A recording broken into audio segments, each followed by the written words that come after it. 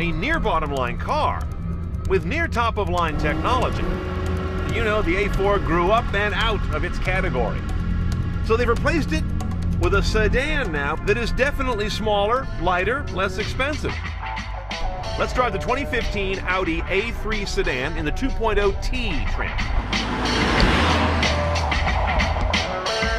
Now, this A3 sedan is real new, especially to the U.S. market, although the A3 line's been around for quite a while. This is basically taking the place of the old A4, the original A4, which was about these same dimensions. This car is 175 inches long on a 103-inch wheelbase. The A4 has grown up quite a bit. It's 10 inches longer on a wheelbase that's 7 inches more, and that's to give that car more trunk and back seat room. This car remains a little snug in the back seat and the trunk, but tidier in the overall package.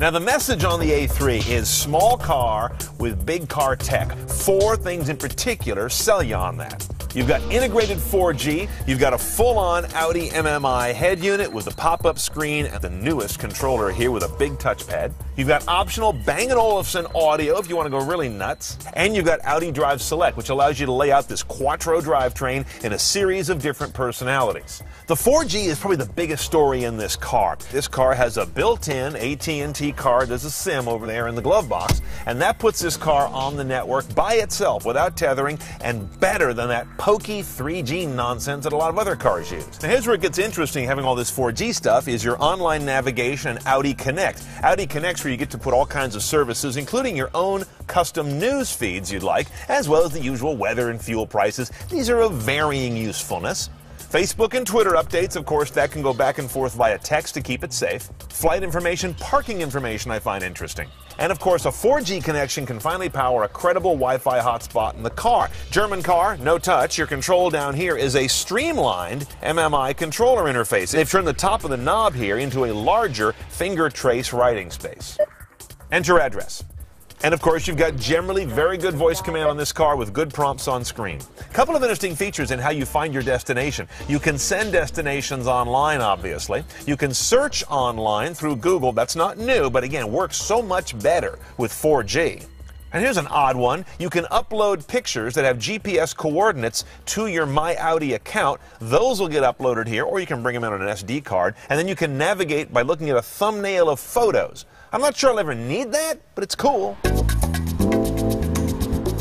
Now, you'll pay for this car's built-in 4G rather oddly after a 6-month free period. 5 gigabytes spread across 6 months is $100, or 30 gigabytes spread across 30 months is $500. The way they've structured it into 5 and 30-month buckets is very odd.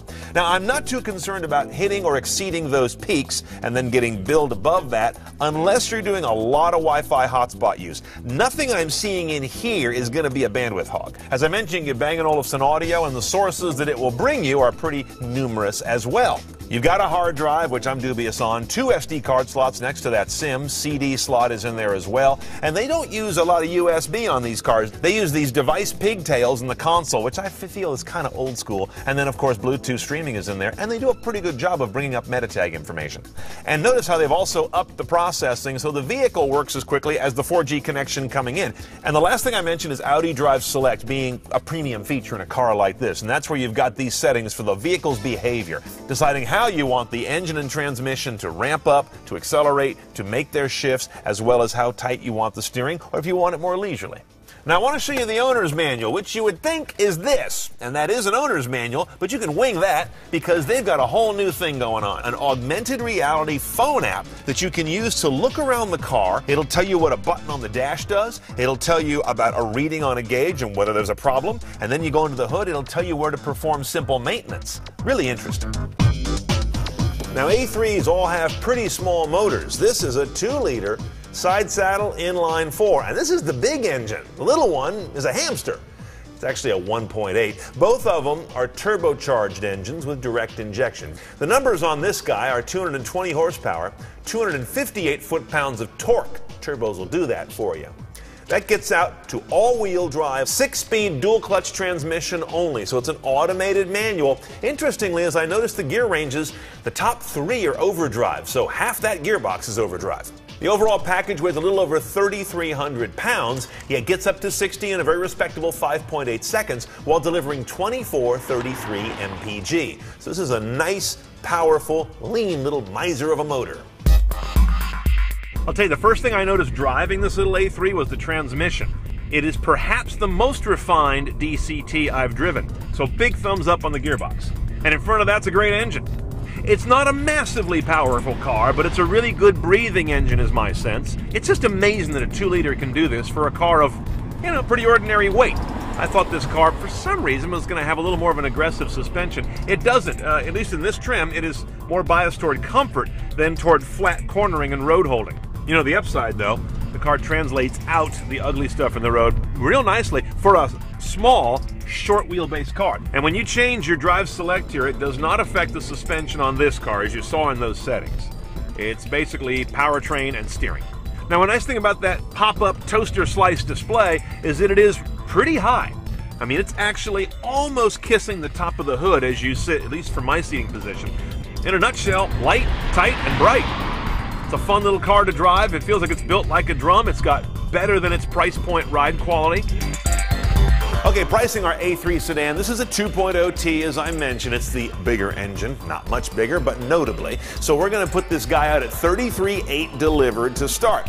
Then we're going to open up with one big trim level upgrade to start going CNET style. And that would be the Prestige level. That gives you driver assist, Bang & Olufsen, navigation, those Audi Connect services, LED headlights, the S-Line trim, 18s, aluminum inside, and keyless access. But for more driver assist, we're going to add the advanced technology package for $1,400. That gets us adaptive cruise, active lane departure prevention, and active front collision prevention technology.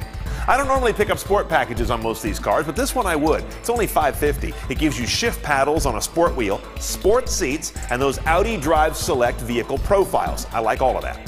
Now, if this gas-powered sedan is not your style, know that the A3 is a very broad family. Depending what moment in time and where you live, other options include the S3 Sport model, a TDI turbo diesel-powered model, also a cabriolet, and soon an e-tron electric.